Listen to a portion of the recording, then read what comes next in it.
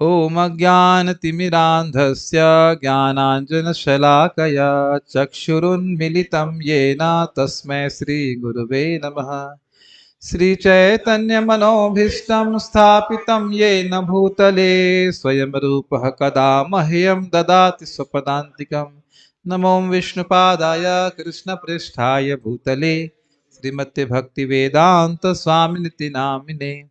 नमस्ते सारस्वती देवे गौरवाणी प्रचारिणे निर्विशेष शून्यवादी पाश्चात्य देश तारिणे।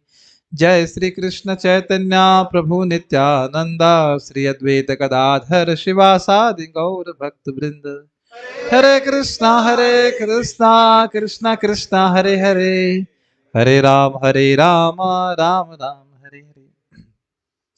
इससे पहले कि हम ये श्लोक शुरू करें भगवद गीता का, हम लोगों को ये सब सुनना क्यों चाहिए? बहुत सारे कारण है, लेकिन एक बहुत इंपॉर्टेंट कारण है, मैं उदाहरण से समझाऊंगा। आप लोगों ने चाबी वाले खिलौने देखे हुए हैं, सुबह भी बोल रहा था।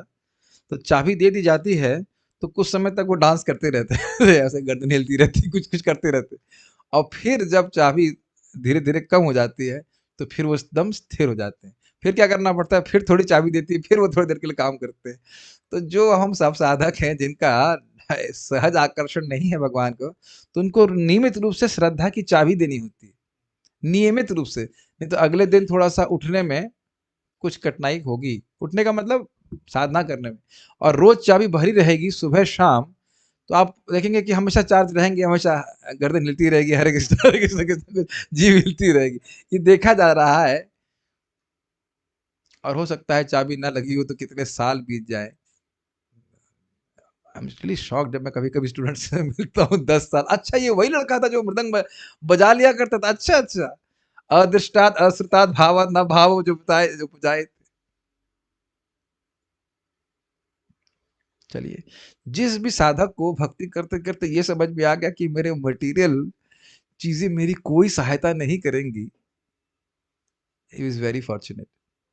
He really invest in Krishna consciousness. मैं इसलिए सब बातें बोल रहा हूँ क्योंकि हम भक्तों को देखते ही, अब हम मान रहे हैं कि नए भक्त तो एकदम से नहीं आप समझ सकते हैं, लेकिन प्रायोरिटाइज करना चाहिए कि हमारा जीवन किस लिए होना चाहिए। और कई बार आपको लोग बोलेंगे, हमारे भक्त बता रहे थे, उनको बताया गया, उनको बताया कि मतलब क्लास में उन्होंने सुन लिया, बेचारे परेशान हो गए कि 64 माला जो नहीं करेगा वो भगवान के पास नहीं जाएगा। अब भाई, अब जो व्यक्ति जो कुछ बोलता हो अलग बात है, लेकिन यहाँ पे देखिए भगवान स्पष्ट बोल रहे हैं कौन मेरे पास आएगा, इसमें तो कोई दो राय नहीं है। तो बड़ा स्पष्ट है कौन मेरे पास आएगा, भगवान के पास कौन आएगा, यह इस श्लोक का थीम है। आज भगवान ने, और आप ये नहीं महसूस कर रहे कि भगवान, महसूस का मतलब, can you understand this, appreciate की सराहना कर सके कि भगवान ने कृपा करके ये श्लोक बोले हुए हैं। नहीं तो इस जेल से बाहर निकलने का हमें कोई प्रमाणिक तरीका नहीं पता है। और प्रभुपाद जी इस श्लोक को भगवत गीता का सबसे महत्वपूर्ण श्लोक कहते हैं। तो इसलिए हम आज भगवत गीता के गीता जयंती के अवसर पर इस श्लोक को लेने का प्रयास कर रहे हैं। आप लोग मेरे पीछे गाइए, बोलिए। मत कर्म कृन मत परमो, मत कर्म कृन मत परमो, मद भक्तः संग वर्जितः, मद भक्ता संग वर्जितः, निर्वैरः सर्वभूतेषु, निर्वैरः सर्वभूतेषु, यः समामेति पांडव, यः समामेति पांडवः। मत कर्म कृन मत परमो, मत कर्म कृन मत परमो, मद भक्तः संग वर्जितः, मद भक्तः संग वर्जितः, निर्वैरः सर्वभूतेषु, निर्वैरः सर्वभूतेषु, यः समामेति पांडव, यः समामेति पांडवः। मत कर्म कृन मत परमो मद भक्ता संग वर्जितः, मत कर्म कृन मत परमो मद भक्ता संग वर्जितः, निर्वैरः सर्वभूतेषु यः समामेति पांडव, निर्वैरः सर्वभूतेषु यः समामेति पांडवः। मत कर्म कृन मत परमो मद भक्त संग वर्जितः, निर्वैर सर्वभूतेषु यः समामेति पांडव, मत कर्म कृन मत परमो मद भक्ता संग वर्जितः, निर्वैरः सर्वभूतेषु यः समामेति पांडवः। मत कर्म कृन मत परमो मद भक्तः संग वर्जितः, मत निर्वैरः सर्वभूतेषु यः स मामेति पांडव। मत कर्म कृन् मत परमो मत भक्त संग वर्जितः निर्वैर सर्वभूतेषु यः स मामेति पांडव। बहुत सुंदर शब्द है। मत कर्म कृन अर्थात मेरे लिए कर्म करते हुए। अब इसके अर्थ प्रपात बताते हैं, जैसे तुलसी जी आप उगा सकते हैं और बहुत सारे कार्य भगवान के लिए कर सकते हैं, मंदिर निर्माण करने में सहायता कर सकते हैं, भगवत गीता का प्रचार कर सकते हैं, ये सब भगवान के लिए कर्म है। मैं जानते हैं क्यों बोल रहा हूँ? जब उस भक्त को बताया गया कि 64 माला करके ही भगवान के पास जाओगे, वो पूरी पिक्चर नहीं दे रहे हैं। यानी कि जो व्यक्ति मान लो 16 माला जाप कर रहा है, उसके बाद वो गीता वितरण के लिए कर रहा है या भगवान की अन्य सेवा में लगा है, वो नहीं जाएगा। ये अधिकार कहाँ से हो गया? ये भगवान इस प्रकार से कह रहे हैं कि केवल एक ही प्रकार की सेवा करोगे तो मेरे पास जाओगे। ध्यान दीजिएगा मैं क्या बोल रहा हूँ, एक प्रकार की भी सेवा कर रहे हो तो भी चले जाओगे, इसमें कोई डाउट नहीं है। जो 64 राउंड्स कर रहा है, जो किसी तरह से अपने मन को भगवान में लगा रहा है, तो पक्का जाएगा, इसमें कोई संदेह नहीं है, ये नहीं बोल रहा है। लेकिन ये नहीं कह सकते कि मान लो कोई 16 माला जब कर रहा है, फिर प्रचार करने के लिए जा रहा है या अन्य कार्य कर रहा है, वो गीता पढ़ रहा है, प्रचार जो भी कुछ कर रहा है, भगवान के लिए खाना बना रहा है, तो वह नहीं जाएगा। आप समझ पा रहे हैं इस बात को? एकदम ठंडे दिमाग से सोचिए। देखिए मुझे घबराहट क्या होती है कि लोगों की एक विशेष श्रद्धा होती है हर साधक की। अब वो प्रवचन करने बैठेगा तो उसको एम्फेसाइज कर देगा, है कि नहीं? तो अब व्यक्ति, अच्छा दूसरा व्यक्ति का मान लो उसमें उतना रुचि नहीं है, तो वो तो परेशान हो जाएगा, भाई मैं इतना नहीं कर पाऊंगा तो जाऊंगा ही नहीं। आप उधर की बात छोड़िए, सुदामा नाम के ब्राह्मण, ये प्रैक्टिकल समझ में आएगा, मत कर्म कृम देखिए। सुदामा नाम के ब्राह्मण, सुदामा नाम के मालाकार, माली, उस भगवान कृष्ण बलराम आए पहली बार मथुरा में और उसने माला बना के दी। कितनी बार दी? केवल एक बार। भगवान ने क्या बोला कि तुम इस जीवन में पूरी तरह सुखी रहोगे, अंत में मेरे पास आओगे। इसका मतलब ये नहीं कि वो जाप नहीं करता होगा, कीर्तन नहीं करता होगा, ऐसा नहीं बोल रहा हूँ, लेकिन वो एक सेवा ही सफिशिएंट है उसको ले जाने के लिए। Does that make sense? ये बहुत इंपॉर्टेंट है। श्रीला प्रभुपाद जी का इतना सुंदर शब्द है, कह रहे हैं देखिए हम लोग इतने छोटे हैं, कितने छोटे हमको पता ही है, शर्म आती है बोलने में, लेकिन अब क्या बोला जाए, बाल के अग्रभाग के 10,000वें हिस्से, और ये हिस्से हवाई जहाज डिजाइन कर रहे हैं। मैं भी वैसे डिजाइन कर रहा हूँ, प्रभुपाद जी ने डिजाइन करके दिया है, उसी को सिमुलेशन कर रहे हैं कैसे भगवान के पास वापस जा सके। हमारी प्रोफाइल है एरोस्पेस इंजीनियरिंग की भी। लेकिन मत कर्म कर्म की बात आप अगर आप करें तो केवल केवल माला बनाने के द्वारा, माला अर्पित करने के द्वारा कृष्ण उनको धाम देना चाहते हैं। हम सोच रहे हैं धाम हमारे रूम के इतने लोग आ गए, अब और लोग नहीं आ पाएंगे। भगवान सोच रहा है इतने लोग का पालन कैसे करूंगा, नौकरी करनी पड़ेगी, ऐसा कोई दिक्कत तो ही ना है। भगवान के लिए कोई कठिनाई तो ना, थोड़ा सा भी भगवान के लिए कुछ कर्म करे। महाप्रभु के शब्द क्यों यही याद रखते, एक नाम जिसने कृष्ण का बोला है और दूसरों की निंदा नहीं करता, उसका उद्धार महाप्रभु कह रहे मैं स्वयं करूंगा। कितना प्रेम कर रहे हैं। बस दूसरा वाला जो क्लॉज है उसको पकड़ के चलिए। तो कह रहा हम इधर वापस खाली वापस आ जाते हैं इस बात में, मत कर्म कृष्ण समझ में आया। और यानी कि आपको, हम सबको भगवान की कुछ प्रैक्टिकल, जो प्रैक्टिकल सेवा जैसे कहते हैं, मतलब हाथ पैर से भी कुछ करने के लिए कहा जा रहा है, ये करने को मिल रहा है, तो समझिए कि we are chosen to do that. कोई कह दे भाई आप चरणामृत बांट दीजिए या प्रसाद भक्तों को वितरण कर दीजिए, तो ये सब मत कर्म कृण पे आ जाएगा। मत कर्म का मतलब होगा भगवान के लिए, भगवान के भक्तों के लिए। कई बार हम भक्तों को मौका दे देते हैं, जैसे मेरे को मृदंग बजाना आता है, लेकिन ये आ जाते हैं तो मैं बोलता हूँ चलो, ये का मतलब रामकृष्ण प्रभु आ जाते हैं, मैंने कहा पता नहीं कब तक वृंदावन में रहे, हो सकता है एक जन्म तो रहे ना पूरा, पता नहीं, वी डोंट नो। तो अब उसके बाद उनको भी नेक्स्ट आश्रम की तैयारी करनी है, संन्यास की, संन्यास। तो अब मानो पता नहीं कब तक रहेंगे, चलो उसको बजा लेने देते हैं, क्या दिक्कत है? अच्छा तो बजाते ही हैं, इनको बजा लेने देते हैं। वो बहु ऑर्डिनरी चीज नहीं है कि मंगल आरती में आप सामने खड़े होकर के मृदंग बजा रहे हैं। अब इसका अर्थ ये नहीं कि सब लोग मृदंग लेके पहुंचे अपने। नहीं, भीड़ नहीं हो जाएगी, बजेगा नहीं, मंगल आरती बज जाएगी। वो नहीं है, वो भी नहीं करना है कि सब लोग करताल लेके पहुंच के सब कट रहा है, कीर्तन खराब हो रहा है, ये भी लोग चालू हो जाते हैं। कभी कभी बच्चे को ले आएंगे, उसको मौका दीजिए, हमने कहा यही मौका है। ये नहीं। लेकिन मेरी बात समझ रहे हैं, कोई तुलसी जी का मंडप लेके, वो क्या कहते हैं उनका टेबल लेके आ जाता है, या प्रभुपाद जी की आरती के लिए आ रहा है, कोई व्यक्ति आरती भगवान के लिए दिखा रहा है, डायरेक्ट कर्म, ये कर्म योग की बात नहीं कर रहे हैं कि आपने पैसा इकट्ठा करके भगवान को दे दिया कुछ, वो कर्म योग की बात नहीं कर रहे। डायरेक्ट कृष्ण की कुछ सेवा कीजिए, डायरेक्ट से मतलब कुछ दीपदान ये सब करके।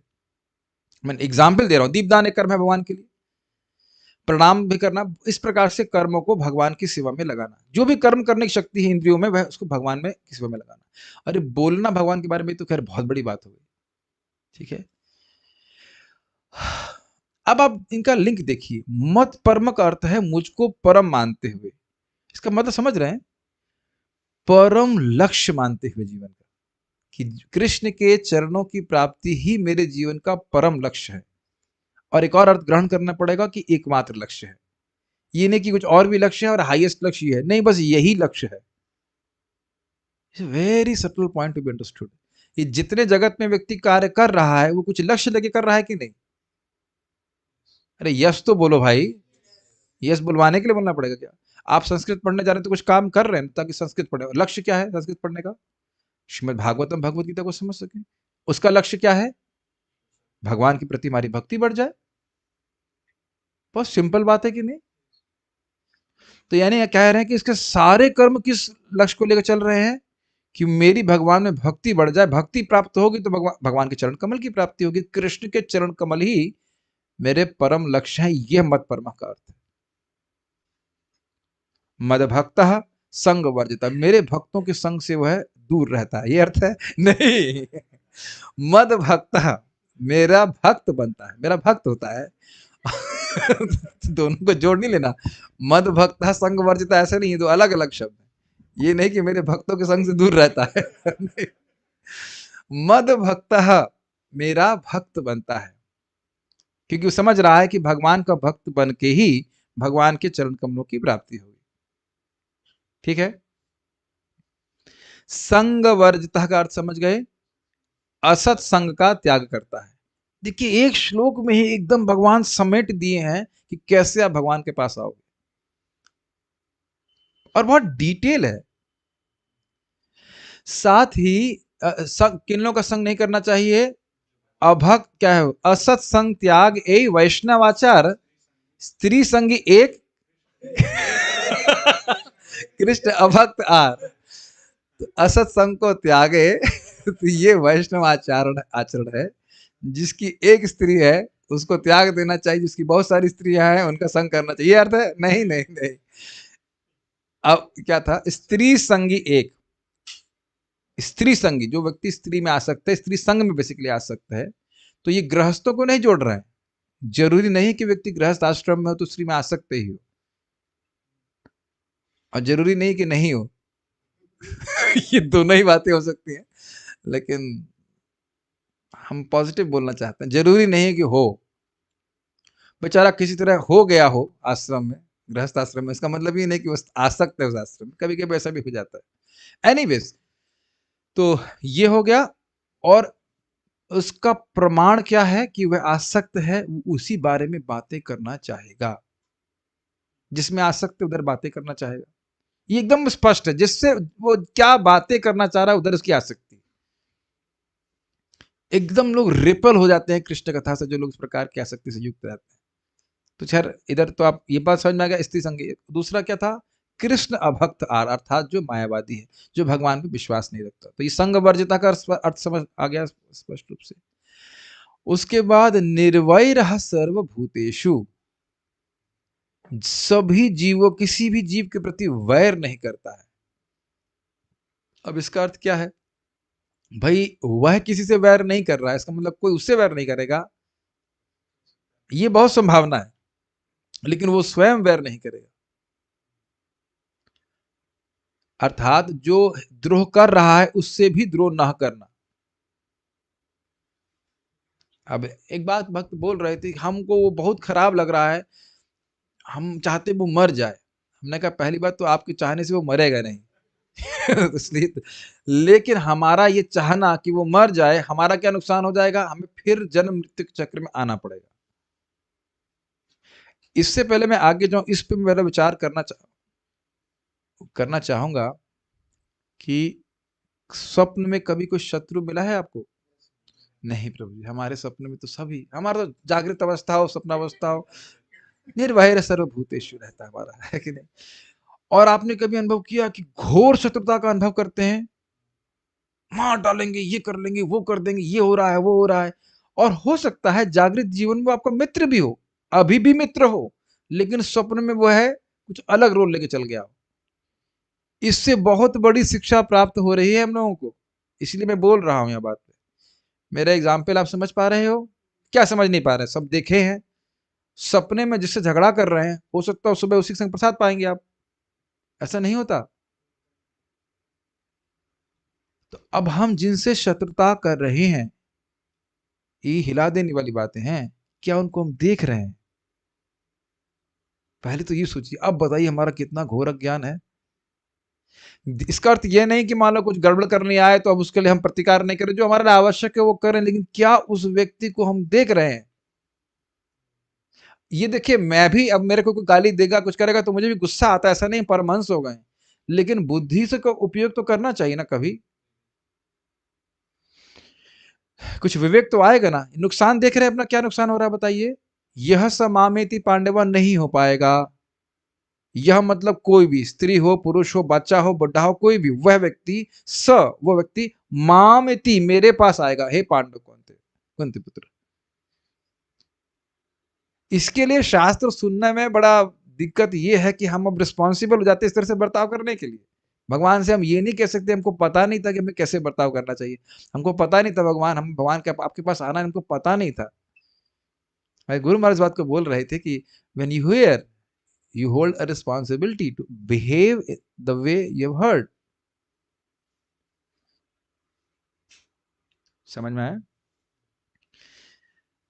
अब इतना तो हम हाथ खड़ा करा सकते हैं, आपके मन में किसी व्यक्ति के प्रति द्वेष है अभी? पहले तो मैं हाथ खड़ा कर रहा हूँ, एक दो। कोई व्यक्ति बुरा लगता है?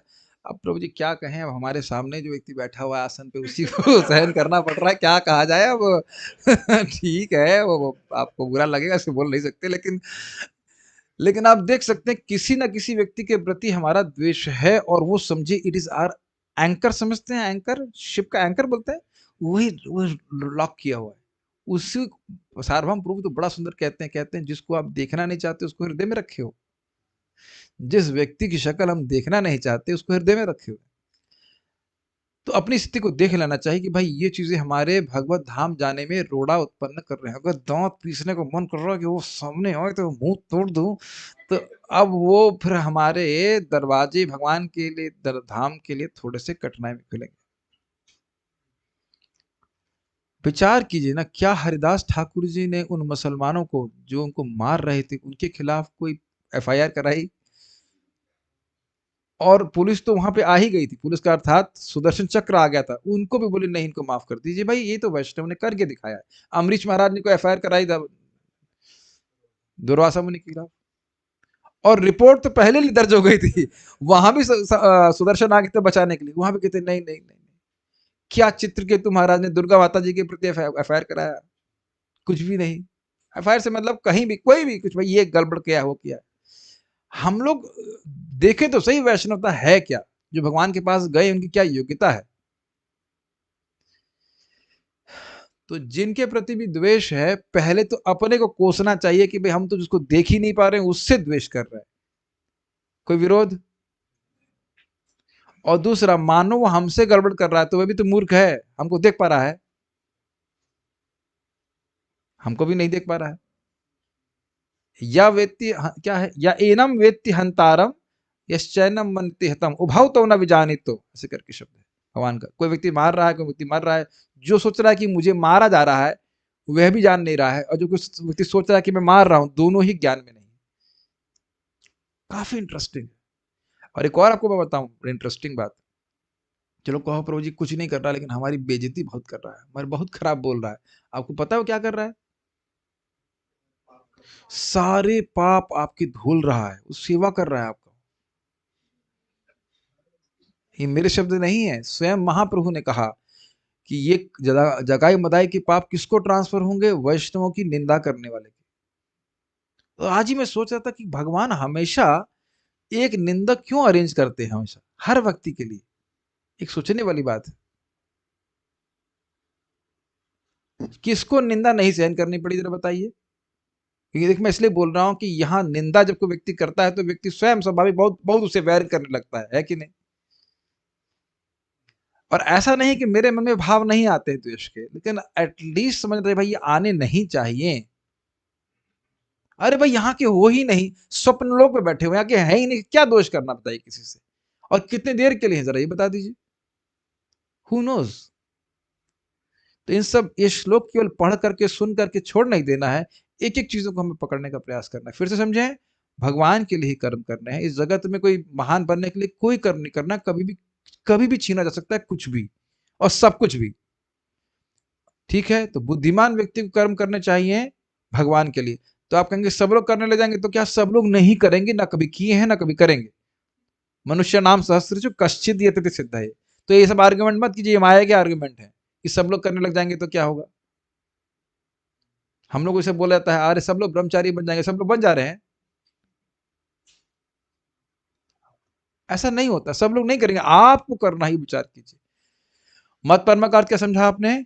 भगवान के चरण कमलों की प्राप्ति ही मेरे जीवन का परम लक्ष्य है, और इस कारण से मद भक्त, भगवान की भक्ति ही इसका मुझे इस भगवान के चरण कमल की प्राप्ति कराएगी। संग वर्जितः, असत्संग से दूर रहेगा और सभी जीवों से वह वैर नहीं करेगा। कुछ इसमें प्रयोजन तत्व दिख रहा है आपको? मैं प्रश्न करूंगा, प्रयोजन तत्व क्या है? प्रयोजन तत्व क्या है? कृष्ण प्रेम। दिख रहा है कुछ यहाँ पे? कुछ दिख रहा है? मत परम शब्द से कुछ दिखाई पड़ रहा है आपको कि कृष्ण के चरणों की प्राप्ति? अच्छा, अविधेय दिख रहा है कुछ? दिख रहा है ना? मत कर्म कृन दिख रहा है कि नहीं? मद भक्त दिख रहा है, मेरे भक्त बन रहा है वो। संग वर्जितः, नेगेटिव चीजों से बचता है, और निर्वैर सर्वभूत। देखिए कितना सुंदर बात है। यह समामेति पांडव। क्लियर समझ में आया? कौन जाएगा?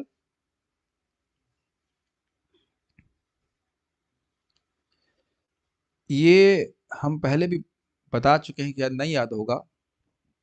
भक्ति सिद्धांत ठाकुर जी के लेखनी से है कि कोई व्यक्ति नाम अपराध कर रहा है अनजाने में, तो उसे भौतिक संपदा प्राप्त होगी। नाम अपराध जानबूझ के कर रहा है तो सफरिंग मिलेगी, और नाम अपराध से बचते हुए कर रहा है लेकिन हो रहे हैं और संबंध ज्ञान नहीं है, तो उसे कहते हैं नामाभास, वह मुक्त हो जाएगा। लेकिन संबंध ज्ञान से युक्त है कि मैं कौन हूं, मैं ये क्यों कर रहा हूं इत्यादि, तो उसे भगवत प्रेम प्राप्त होगा। तो ये मत सोचिए कि ये सब जो हम लोग भगवान के बारे में श्रवण कर रहे हैं वह भक्ति नहीं। ये भी बहुत बड़ा प्रचार हो गया कि ये सब फिलॉसफी हम नहीं सुनेंगे। ये फिलॉसफी नहीं है भाई, ये भगवान के शब्द हैं, ये भक्ति है। नहीं आप सुने भगवत गीता का ज्ञान दूसरों को देकर उसे भक्ति प्राप्त होगी। इससे पहले मैं आगे जाऊं, कल मैं एक भक्त को बोल रहा था कि आप भी कुछ भगवत गीता को समझिए। माता जी थी, तो बहुत अच्छे भक्त हैं ऐसे तो कहें प्रभु जी माता जी को तो भगवान ने वैसे ही बुद्धि कम दी है, हम हमें समझ में नहीं आता इत्यादि इत्यादि। और मान लो अगर कह दिया जाए कि भगवत गीता पढ़ाएंगे और 50,000 रुपए महीने का मिलेगा, तब भी यही बोलेंगे। अरे हमसे आप क्या हो, हम कम है कुछ? और मान लो ये बोल दें कि 2 लाख रुपए की महीने की जॉब मिल जाएगी, बताइए, लोग पी जाएंगे। वो पेज नंबर 70 में वहां से उधर से सब पी जाएंगे, है ना? गलत तो नहीं कह रहे ना? और यहाँ जितने उपस्थित महाभागवत बैठे हैं, बोल दिया जाए कि अगर 1 लाख रुपए की सैलरी मिलेगी तो पी जाएंगे प्रभु। कौन सा श्लोक बताओ, आगे से पीछे से ऊपर तो सब जगह देख लेंगे कि नहीं। मैं क्यों बोल रहा हूं ये बात? मत कर्म कृन मत परम। कुछ लिंक कर पा रहे हैं? पैसा कमाने के लिए, क्योंकि पैसे से इंद्रिय तृप्ति मिलेगी, व्यक्ति कुछ भी करने के लिए तैयार है। तब तो नहीं बोलता मैं अयोग्य हूं, योग्य हूं, कुछ नहीं। क्यों नहीं योग्य हूं? मैं इंद्रिय तृप्ति के लिए क्यों योग्य नहीं हूं? मुझसे अधिक कोई योग्य है क्या? पूरी ताकत लगाएंगे इसके लिए। लेकिन भगवान के चरण कमल प्राप्त करने के लिए क्या कर्म कर रहे हैं, ये सोचना होगा। और ज्यादा मेहनत भी नहीं करनी होती है, बस श्रद्धा है तो करते रहना होता है। दृष्टा स्पृष्टा तथा ध्याता, कीर्तिता नमिता स्तुता, रोपिता सेविता नित्यं, पूजिता तुलसी शुभा, नवधा तुलसी देवीं ये भजन्ति दिने दिने, युग कोटि सहस्राणि ते वसंति हरेर्गृहे।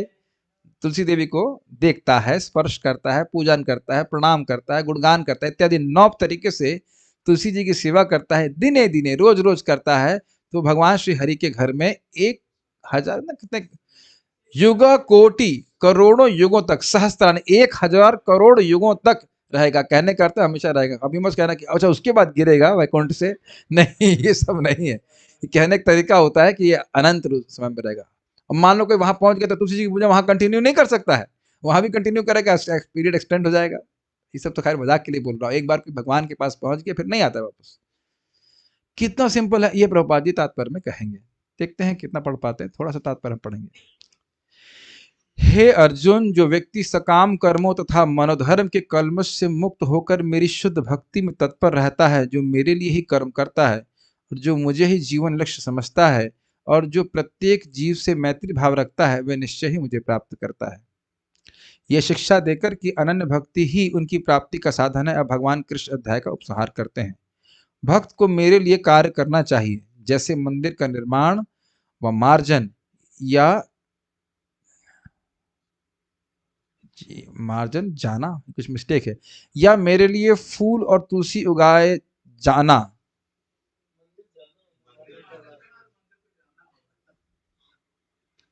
नहीं, मंदिर का निर्माण भी है, ये पता नहीं कुछ मिस्टेक हो गया लग रहा है। मंदिर का निर्माण भी भगवान की सेवा में आता है, मंदिर का मार्जन भी आता है, मंदिर को जाना और मेरे लिए फूल और तुलसी आदि उगाना, ऐसे उद्यान की सफाई, ये सब भी करना। मेरे सिवा उसे और कोई जीवन का उद्देश्य नहीं रखना चाहिए। मेरे भक्त के रूप में उसे मेरे श्रवण और अन्य नवदा भक्ति के अंगों को अनुशीलन करना चाहिए। अच्छा, ये देख लीजिए, मद भक्ता शब्द से भगवान ने वही कर दिया कि वो कर्मयोग ज्ञान योग नहीं जो प्रपाद अनुवाद में रखे हैं। मदभक्ता मतलब मेरे शुद्ध भक्ति योग का ही वह आश्रय ले, ये कहने का अर्थ है। ठीक है। उसे सारे विरुद्ध जनों के संग को सहन नहीं करना चाहिए, थोड़ा स्पेलिंग मिस्टेक्स हैं, परंतु उसे ऐसे व्यक्तियों से शत्रुता भी नहीं रखनी चाहिए। ये लिंक करवा रहे हैं, संग वर्जितः निर्वैरः सर्वभूतेषु। कुछ बोलने की परमिशन है? ठीक है। अब यह आपके खुद के रिश्तेदार भी हो सकते हैं, चाचा ताऊ मम्मी ताई कुछ भी हो सकते हैं, लेकिन अगर वह भगवान के भक्त नहीं हैं तो उनसे द्वेष नहीं करना, लेकिन उनका संग भी नहीं करना। मैं एक भक्त को पूछ रहा था, बिना नाम नहीं बताऊंगा, भाई आपकी पत्नी भक्त नहीं है तो जरूर बोलती होंगी होटल में खिलाओ करके आओ, तो क्या करते थे? कहते खाता नहीं था जाकर के ले तो जाता था लेकिन खाता नहीं था। तब मैं सोच रहा भाई कैसा लगता होगा उसको, is not, that's quite amazing, is it not? लेकिन इस ये अपनी प्रायोरिटी सेट कर देनी चाहिए। और अगर कोई पूछे कि भाई क्यों नहीं, अरे तब तो मौका मिल गया प्रीचिंग करने का। यज्ञ शिष्टासिनो संतो मुच्यन्ते सर्व किल विषय भुंजते ते त्वघम पापा ये पचन्त्यात्म कारणात्। और तब बोली जो खा रहा हो मान लो चाउमीन खा रहा हो, देखो ये पचंत आत्म कारणात्, ये जिसने बनाया ये भक्त नहीं, तू जो खा रहा है ये तू भक्त नहीं, और मतलब भक्त नहीं मतलब भगवान को अर्पित तो नहीं खा रहा, ये जो तुम एक एक खा रहे हो ना ये पाप खा रहे हो, और इससे तुम्हारा अगला जीवन मनुष्य का नहीं, तुम्हें जानवर का जन्म प्राप्त हो जाएगी। दोबारा कभी नहीं कहेगा कि भाई होटल में क्यों नहीं लेके जा रहे। प्रीचिंग का मौका है, छोड़ देते हैं लोग प्रीचिंग का मौका। मैं फिर से इस बात को रिपीट करूंगा, हम लोग किसी के नहीं हैं, हम लोग भगवान श्री कृष्ण के हैं। तात्कालिक बोलेंगे क्या, सर्कमस्टेंशियली किसी परिवार में है, कहीं पे हैं, और वहां बहुत दिन कुछ नहीं रहने वाले, कोई इतना महत्व है नहीं उसका। अपनी भक्ति को कभी कॉम्प्रोमाइज नहीं करना चाहिए। देखिए ऑब्वियसली मैं जब बैठा हूं प्रचार करने के लिए तो केवल ब्रह्मचारियों के लिए नहीं बोल रहा हूं, सभी प्रकार के भक्त हैं, बिल्कुल नुकसान उठाएंगे। जैसे फॉर एग्जाम्पल यही बात समझ लीजिए, वो पति पत्नी के संग गए तो उसने तो खाया जो खाया, अब उसने खाया तो उसे कितनी ग्लानि होगी, कह रहे मैंने भगवान को अनर्पित प्रसाद खाया। और एक छोटी सी बात है, पत्नी सुखी हो जाएगी तो क्या होगा? प्रभु जी वही तो जन्नत है जन्नत। कभी सोचा है आपने कि कोई भौतिकतावादी व्यक्ति को आप सुखी कर ली तो दे क्या देगा आपको, क्या दे देगा, कितना दे देगा? और वो उसके उसको प्रसन्न करने के चक्कर में व्यक्ति नरक तो नहीं एटलीस्ट अधोगामी होगा। Make sense? और यदि हमने भगवान का प्रसाद ग्रहण किया, ठाकुर जी प्रसन्न है, कितना करोड़ यज्ञ का लाभ दे रहे हैं बताइए। तो ये बातें कहोगे पर हमको तो पता है तो हमेशा अप्लाई करते हैं। अभी भी क्या भक्त लोग शादी ब्याह में नहीं जा रहे हैं? अपनी शादी बात नहीं कर रहा हूं मैं, मतलब लोग जाते हैं और उसके बाद फिर कुछ खाते भी हैं।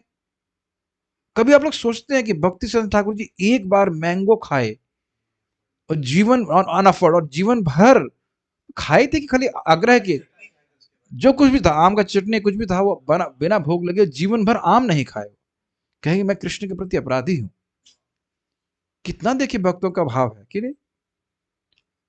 तो हम सब बातें क्यों कह रहे हैं? ठीक है वो इस जन्म में हमारे कुछ समय के लिए बने हैं, कुछ क्षणों के लिए बने, कुछ क्षणों के लिए बने हैं रिश्तेदार, लेकिन इसका अर्थ, मैं रिश्तेदारों को पकड़ूंगा, बाकी लोग तो क्या दोस्त हैं जो कुछ भी हैं, उनसे आपको वैर नहीं करना है। दे आर इल्यूजन, माया में है, लेकिन उनका संग भी नहीं करना। बहुत इंपॉर्टेंट है, क्योंकि वह यह जानता है कि उसके जीवन में आने वाले दुख उसके ही कर्मों के परिणाम हैं। ऐसा समझ में आ रहा है बात? ये बहुत अच्छी बात है, समझ में तो आ रहा है, समझ में आ रहा है। मैं आज भी विचार कर रहा था कि भागवत के सिद्धांत समझ में तो आते हैं, लेकिन डाइजेस्ट नहीं होता है। तस्यैव हेतुः प्रयतेत को विदः न लभते यद भ्रमताम पर्दय। नहीं हुआ ना डाइजेस्ट? केवल उसके लिए प्रयास करो जो ऊपर से नीचे तक लोगों में भटकने में नहीं प्राप्त हुआ। नहीं हुआ ना डाइजेस्ट? कितना कितना प्रयास हम लोग कर रहे हैं, हम सभी लोग कर रहे हैं। और इधर आ जाइए, वापस इस श्लोक पे आ जाइए। हम जान रहे हैं कि कोई व्यक्ति हमारे प्रति खराब बर्ताव कर रहा है क्योंकि हमने पिछले जन्म में उसको खीर खिलाई है कि नहीं? आप भी, हम सब भी कुछ करके आए हैं लीला, उसी का परिणाम यहाँ प्राप्त हो रहा है। और आप भी प्रैक्टिकल देखते हैं कि हो सकता है कोई व्यक्ति पांव छू रहा था, उसके बाद एकदम घूम करके चाकू मार रहा है, in the sense he just becomes antagonistic to you. तो किसका है वो हमारा ही किया हुआ है। मैं बोल भी रहा हूं, लेकिन वो माइंड उसको, इंटेलिजेंस उसको स्वीकार नहीं करती है कि नहीं? इसलिए श्लोक बहुत आसान लगता है, लेकिन if you see in retrospect, कुछ साल बीत जाए किसी भी बुरी घटना को, जब आप पीछे मुड़कर देखेंगे तो कहते हैं हाँ ये कुछ अरेंज्ड था। इतना कुछ समझ पा रहे हैं आप? कभी बचपन में किसी के अपने दोस्तों से कुछ लड़ाई हो, कुछ अब आपके लिए उसका कुछ महत्व नहीं है कि नहीं? मैं एक ही बात आप देख रहे होंगे, बार बार रिपीट कर रहा हूं क्योंकि मैं एक ही बात बार बार होते हुए देख रहा हूं। लोग इस डुअलिटी में एब्जॉर्ब हो जाते हैं, समय वेस्ट कर देते हैं, और भगवान की भक्ति का समय उनसे छूट जाता है। मैं फिर से रिपीट कर रहा हूं, देख रहे हैं कोई व्यक्ति आपके कर्मानुसार और काल के प्रभाव में आपके इस जीवन के ड्रामा में एंटर करता है स्टेज पे, just to give you some pen.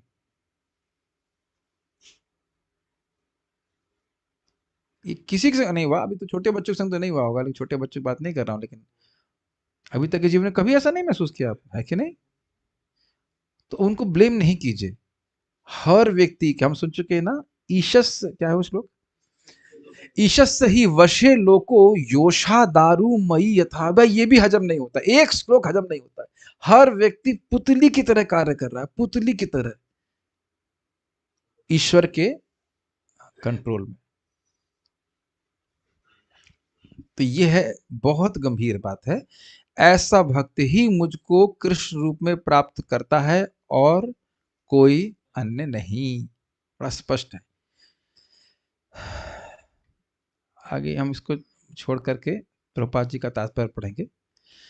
जो कोई चिन्मय व्योम के कृष्णलोक में परम पुरुष को प्राप्त करके भगवान कृष्ण से घनिष्ठ संबंध स्थापित करना चाहता है, उसे स्वयं भगवान द्वारा बताए गए इस मंत्र को ग्रहण करना होगा। अतः यह श्लोक भगवत गीता का सार माना जाता है। कुछ बात समझिए।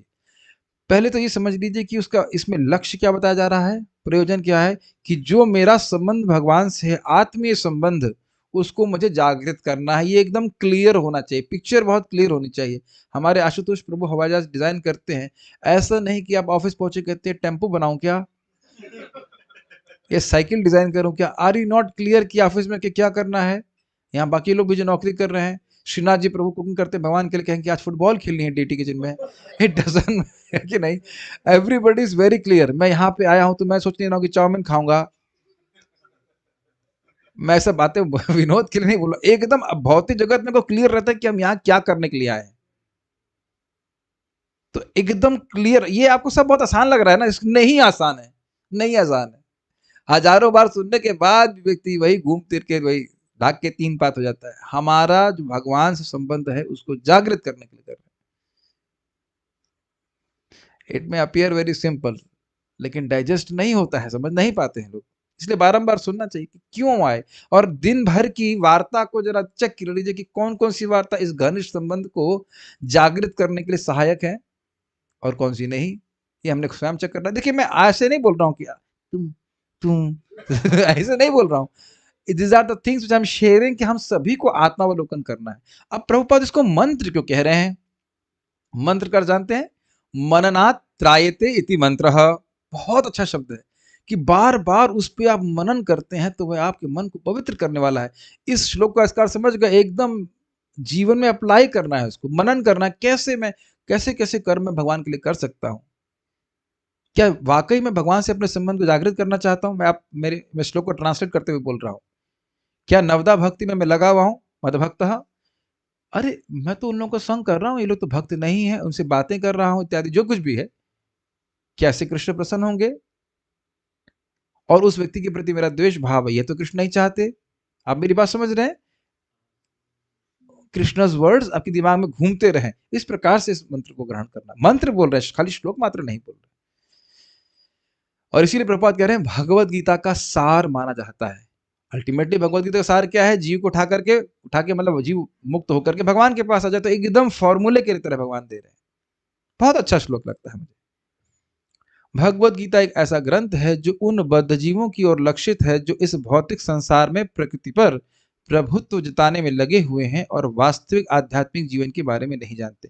इसका अर्थ समझते होंगे नए लोग, लेकिन पुराने लोग के बारे में पुराने लोग समझते होंगे, समझ गए होंगे, लेकिन नए लोगों के लिए कुछ कहना चाहता हूँ कि भाई प्रभुत्व जताने का अर्थ है कि वस्तुओं को सोचना कि ये मेरी हैं और ये मेरे भोग के लिए हैं, और इसी की वजह से हम लोग इस जगत में अटके हुए हैं। एक छोटी सी बात उदाहरण में बताना चाहता हूँ। आप बंदर को कैसे पकड़ा जाता है सब जानते ही हैं, लेकिन फिर बताएंगे कि बंदर बड़ा रुचिकर है। वो सुराही टाइप की कुछ होती है, और आपने बहुत अच्छा वीडियो भेजा था, राधे श्याम प्रभु ने शेयर किया था, उसको बनवाया था, जो भी रहा हो। बहुत पुरानी घटना, कैसे बंदर को पकड़ते हैं वो पता है? वो एक सुराही, कुछ सुराही समझते हैं, इसके मुंह बहुत पतला होता है, उसमें कुछ चना या गुड़ डाल देंगे। अब बंदर उसको आकर के लेगा, अब स्वाभाविक से उसको मुट्ठी पकड़नी पड़ेगी, तो मुट्ठी बंद करेगा तो उसका हाथ नहीं निकल सकता है। और वो उसको पकड़ने के लिए आएंगे, वो उछला कूदेगा, लेकिन इधर वह है मुट्ठी नहीं खोलना चाहता। मुट्ठी खोल दे तो हाथ निकाल के भाग जाएगा, और बड़ी आसानी से पकड़ा जाता है। तो इस फिल्म का हीरो कौन है? हैंड रेज कर सकते हैं आप लोग। बाकी लोग नहीं, आप होंगे। वो बंदर, मैं बंदर हूँ? नहीं नहीं। सब लोग आप अपने हाथ जो है ऐसे अंदर रख लिए, जैसे भगवान अभी ठंड, बड़ी ठंड लग रही है, हम कैसे बताएं? है ना हृदय में कोई ना कोई आसक्ति। इतनी प्लानिंग चल रही है हमारी कि भाई यहाँ रहेंगे। अब मुझे हंसी इस बात पे आती है, मानो कल मरने की डेट हो, तब भी वो प्लानिंग चलेगी जो हम कर रहे हैं। हंसा करिए, मैं तो अपने आप हंसता हूँ कि कैसे प्लानिंग कर रहे हैं जैसे हम बहुत लंबा जिएंगे। मुझे अपनी नानी पे हंसी आ रही थी। मैंने बोला नानी अल्टीमेटली अच्छा बना, नानी रह जाओ वृंदावन में, मर जाओगे आप। अरे 10 साल नहीं मर रही मैं। और उसके बाद 2 महीने में मर गई, लेकिन वो वृंदावन ने शरीर छोड़ा, वो अच्छी बात है, लेकिन और हम उन पे हंस रहे हैं। परम पूज्य लोकनाथ महाराज बोल रहे थे कि तुम लोग हंस रहे हो, अरे तो सोचता तुम्हारा ही दोपहर में ऐसे खत्म हो जाए कहानी। कितनी प्लानिंग चल रही है, बहुत प्लानिंग चल रही है। ये वो एक भक्त है, मैं नाम नहीं लूंगा, लेकिन बहुत आनंद आ रहा था बोलने में, मजाक बनाने में बहुत आनंद आता है। तो यहाँ वृंदावन में आ सकते हैं, क्यों नहीं आ रहे हैं? कहते हैं हमको ठंड से डर लगता है। हमने कहा आपको मृत्यु से डर नहीं लगता है? ठंड से डर लगता है, अगर यहाँ पे ठंड से मर भी गई तो ही भगवान की प्राप्ति होगी। ठंड से डर लग रहा है, लेकिन मृत्यु से डर नहीं लग रहा। इसको आज आने का मौका मेरे तो रहना चाहिए ब्रज में। ब्रज में मृत्यु का डर नहीं है, कैसे भी मरो भगवान के पास। भगवान के धाम में ही बैठे हैं, वैकुंठ से भी श्रेष्ठ स्थान में बैठे हैं, तो कहाँ जाएंगे? नरक जाने को प्रश्न ही नहीं होता। तुम खैर बात कर रहे थे, बहुत हम लोग उत्साहित हैं प्रकृति पे प्रभुत्व जताने में, और अब मैं आज इस बात को बोल भी रहे थे कि हाँ, ये रजोगुण का प्रभाव ये कि हम कुछ क्रिएट करना चाहते हैं, सृष्टि करना चाहते हैं। अगर कुछ करना भी है तो कृष्ण की सेवा के लिए कुछ करने का प्रयास करना चाहिए। ये बात मैं आपको फिर से रिपीट कर रहा हूँ, अगर आपके पास जल्दी से धन आ जाए कि आपको जीवन में कुछ ना करना पड़े और जीवन में कुछ करने की जरूरत नहीं है ज्यादा, तो आप बहुत बुद्धिमान है, सुपर बुद्धिमान। और ऐसा मत सोचिए कि महाप्रभु ने ऐसी एडवाइस नहीं दी है। रघुनाथ दास गोस्वामी घर छोड़ के भागे हैं, और महाप्रभु कहने गया कि घर में पत्नी का ध्यान रखो। यंग पत्नी थी, छोड़ के भागे हो। और पता है क्या बोले हैं? विषय कूप से बाहर निकालिए। और उनके पिताजी डिवोटी हैं, और डिवोटीज को पैटर्न, मतलब क्या कहते हैं उसको, सब पैसा भी दिया करते, सब कुछ, फिर भी वहां से निकले करते। और रामानंद राय जी को बोले, क्या गवर्नर थे वो, बोले ये सब छोड़ करके आओ, हम लोग कृष्ण कथा करेंगे। तो जीवन का कुछ समय तो जरूर केवल कृष्ण कथा के लिए लगाना चाहिए, भक्ति भक्ति करें और कुछ भी ना करें। हाँ बोले लास्ट के, ठीक है। और दूसरा बात आप समझ रहे हैं, वास्तविक आध्यात्मिक जीवन के बारे में नहीं जानते। इतना इतनी सुंदर सुंदर लाइन है प्रभुपाद जी की, आध्यात्मिक जीवन के बारे में तो नहीं जानते हैं। और फिर प्रभुपाद क्या बोल रहे हैं, वास्तविक आध्यात्मिक जीवन जिसमें भगवान को ही निराकार कर दिया, तो अध्यात्म कहां से आया। देखिए आजकल भी ये बात समझ लीजिए, जो कोई भी व्यक्ति भौतिकता में पूरी तरह से लिप्त है वो दुखी तो है। अब वो देख रहे उस दुख से बचने के लिए वो किसी गुरु तथा कथित इत्यादि लोगों की वो शरण लेते हैं, लेकिन वो उनको कुछ पता नहीं कि वो सुखी होंगे कैसे। आप ऐसे लोगों को जानते हैं, हम तो बहुत बार ऐसे लोगों से मिलते हैं। तो बहुत बार मतलब जितने भाई मिलते हैं उन्हें कुछ पता, मतलब they think that they are spiritual, लेकिन ये भी नहीं पता है कि स्पिरिट होती क्या है, अध्यात्म क्या है, तो कुछ बारे में उनको पता नहीं है, तो वो भी उनको लाभ नहीं होगा। तो भगवत गीता ऐसे व्यक्तियों को बताने के लिए कि आप भोग की प्रवृत्ति को त्याग करके भगवान की शरण में जाइए, ये क्लियर बताने के लिए भगवत गीता का उद्देश्य यह दिखाना है कि मनुष्य किस प्रकार अपने आध्यात्मिक अस्तित्व को तथा भगवान के साथ अपने संबंध को समझ सकता है, तथा उसे यह शिक्षा देना कि वह भगवत धाम को कैसे पहुंच सकता है। ये शिक्षा नहीं कि यहीं बैठ के बस जिंदगी भर काटते रहो, बार बार जन्म लेते रहो, ये नहीं प्लानिंग बता रहे हैं, क्लियर। अब एक इंटरेस्टिंग बात है, इंट्रोडक्शन प्रपात बताते हैं इस बात को कि जैसे अविद्या समझते हैं, अविद्या अविद्या एक बाघिनी है, Baghini, tigress, tigress of Nations. जैसे बाघिनी किसी को दांत से पकड़ ले तो उसके लिए बाहर निकलना कितना कठिन होगा, तो ऐसे बता रहे हैं श्रील प्रभुपाद जी कि अविद्या रूपी बाघिनी ने सभी जीवों को पकड़ा हुआ है, और भगवत गीता के द्वारा भगवान इस अविद्या से जीव को मुक्त करते हैं। बहुत अच्छा, बहुत ग्राफिक एग्जाम्पल है। बाघिनी किसी को पकड़ ले तो छोड़ेगी थोड़ी ना, और रिक्वेस्ट करने से भी नहीं छोड़ेगी, would you like to leave me please, ऐसा कुछ भी नहीं। बड़ा और हमारा भी सामर्थ्य नहीं कि छूट जाए, ऐसे तो नहीं सुना है कि हम शरीर नहीं, अच्छा ठीक है हम शरीर नहीं आता, हम समझ गए। देख रहे हैं विद्या की पकड़ कितनी पकड़ तेज है। तो ये भगवत गीता के पढ़ने के द्वारा, उसके प्रिंसिपल्स को अपने जीवन में अप्लाई करने के द्वारा व्यक्ति उससे बच सकता है। यह श्लोक उस विधि को स्पष्ट रूप से बताता है, अविधेय तत्व, जिससे मनुष्य अपनी आध्यात्मिक कार्य में अर्थात भक्ति में सफलता प्राप्त कर सकता है। भक्ति साम्य सिंधु में कहा गया है, मैं संग बोलिए, अनासक्तस्य विषयान यथाहरम उपयुञ्जतः निर्बंध कृष्ण संबंधे युक्तम वैराग्य उच्यते। ये युक्त वैराग्य कहिए या शुद्ध भक्ति कहिए, एक ही बात है। ऐसा कोई कार्य ना करे जो कृष्ण से संबंधित ना हो, यह कृष्ण कर्म कहलाता है। कोई भले ही कितने कर्म क्यों ना करे, किंतु उसे उनके फल के प्रति आसक्ति नहीं होनी चाहिए।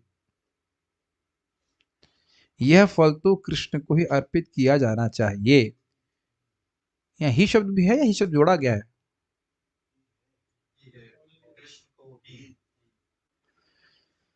उदाहरणार्थ यदि कोई व्यापार में व्यस्त है तो उसे इस व्यापार को कृष्ण भावनामृत में परिणत करने के लिए कृष्ण को अर्पित करना होगा। यदि कृष्ण व्यापार के स्वामी हैं तो इसका लाभ भी उन्हें ही मिलना चाहिए। यदि किसी व्यापारी के पास करोड़ों रुपयों की संपत्ति हो, इंजीनियर के पास भी, कि ऐसा नहीं कि व्यापारी ही बोला जा रहा है, उपलक्षण से इंजीनियर, डॉक्टर या कोई भी, तो मान लो कोई कहेगा नहीं प्रभु जी अभी तो आए नहीं है करोड़ों सब तो यहाँ वकील बैठे हैं, क्या बोला जाए, लेकिन अब पहले करोड़ों आने तो दीजिए, करोड़ों हो या लाखों हो, समझ रहे ना, सब लूप होल समझ, करोड़ तो आए नहीं, प्रभुपाद करोड़, प्रभुपाद देखिए स्पष्ट करोड़ों बोल रहा है, करोड़ तो आए नहीं है अभी तो ठीक है। हाँ, यदि किसी व्यक्ति के पास करोड़ों रुपए की संपत्ति हो और यदि वह इसे कृष्ण को अर्पित करना चाहे तो वैसा कर सकता है, यही कृष्ण कर्म है।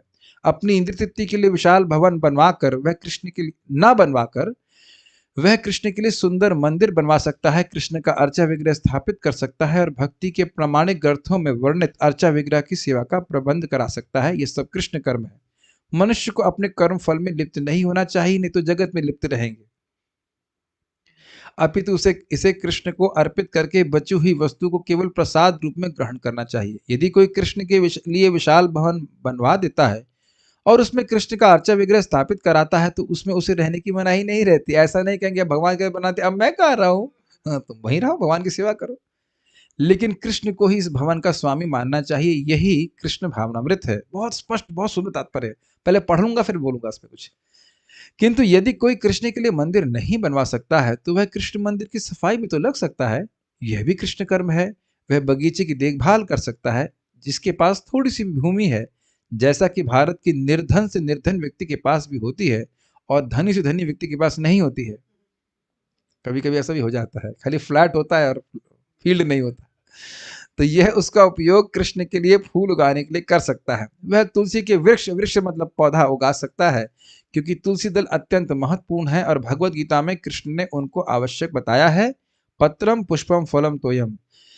कृष्ण चाहते हैं कि लोग उन्हें पत्र, पुष्प, फल या थोड़ा जल भेंट करें और इस प्रकार की भेंट से वे प्रसन्न रहते हैं। यह पत्र विशेष रूप से तुलसी दल ही है। अतः मनुष्य को चाहिए कि वे तुलसी का पौधा लगाकर उसे सींचे। इस तरह गरीब से गरीब व्यक्ति भी अपने को कृष्ण सेवा में लगा सकता है। ये कतिपय उदाहरण है जिस तरह कृष्ण कर्म में लगा जा सकता है। देखिए एक बात महत्वपूर्ण है, क्या क्या कठिनाई आती हैं जब व्यक्ति धन इकट्ठा करना शुरू करता है। समान हम अब भक्तों की बात नहीं कर रहे, भक्तों की बात कर लीजिए। तो अब आप ये बताइए कि मान लीजिए आपकी सैलरी थी 50,000 रुपये, मिनिमम इतना तो होता ही है। तो उसमें हम जी रहे थे कि नहीं, और उसमें बचा रहे थे कि नहीं। अब जब सैलरी हो गई 1 लाख, तो अब ईमानदारी से 50,000 रुपये ठाकुर जी की सेवा में जाने चाहिए कि नहीं।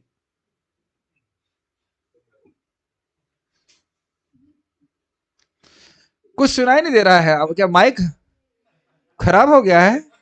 कुछ सुनाई नहीं दे रहा है। अरे अरे तो शॉकिंग है ना। 50,000 में जी रहा था, और ऐसा भी नहीं था कि आप मर रहे थे, बहुत आराम से जी रहे थे। लेकिन अब जब पैसा आया, तो व्यक्ति के अंदर स्वतः प्रवृत्ति होती, इससे मैं कैसे रहूंगा, मैं 50,000 में कैसे रहूंगा। मारुति में चलेंगे, मारुति में चलने के लिए हम,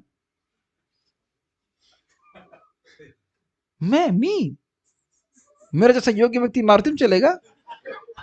बताइए, योग्यता बढ़ने लगती है कि नहीं। अब एक व्यक्ति हाथ खड़ा कर दे कि उसके हृदय में इच्छा नहीं आती, बहुत खतरनाक है धन। जबकि मुझ में, मेरे शरीर में और एक रिक्शे वाले के शरीर में कोई अंतर नहीं है। दोनों के शरीर जब जला दिए जाएंगे तो ले जाओ उसको, ले जाओ, मिट्टी उठा लो उसका, है कि नहीं। कभी आप हाथ खड़ा कर दे कोई व्यक्ति, किसी का क्या बोलूंगा, चैलेंज करके, किसी के हृदय में कभी आया हो कि मेरी सैलरी अगर बढ़ गई है तो मैं वो सारा पैसा कृष्ण की सेवा में लगाऊंगा। देख रहे हैं, हम सोच रहे हैं भगवान के पास जाना चाहते हैं। प्रभु जी आज तो गीता जयंती है, आप इतना कठोर क्यों बोल रहे हैं? क्या आप चाहते हैं हमारी ये फर्स्ट एंड लास्ट क्लास रहे? और ये मेरा प्रत्यक्ष अनुभव है कि जब धन आता है और रियली भगवान की सेवा में लगाइए, बड़ा सुख मिलता है। ये प्रत्यक्ष अनुभव है। तो आप तो कमाते नहीं ना, दूसरों का पैसा आता है तो आप लगा देते हैं, और आप अपने नहीं हो। क्या बोला जाए, आपके पास पैसा कहाँ से आ रहा है? भगवान ही तो कुछ दे रहे हैं ना।